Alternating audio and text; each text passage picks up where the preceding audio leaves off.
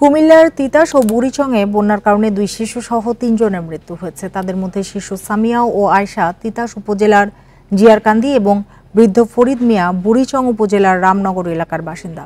এ নিয়ে বন্যায় প্রাণহানির সংখ্যা বেড়ে দাঁড়ালো 20 জনে।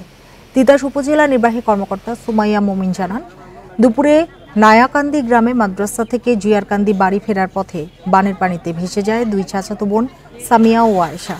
পরে স্থানীয়রা তাদের উদ্ধার করতে ব্যর্থ হলে ফায়ার সার্ভিসের কর্মীরা এসে তাদের উদ্ধার করে। উপজেলা স্বাস্থ্য কমপ্লেক্সে নেওয়া হলে 2 বোনকে মৃত বলে ঘোষণা করেন চিকিৎসক।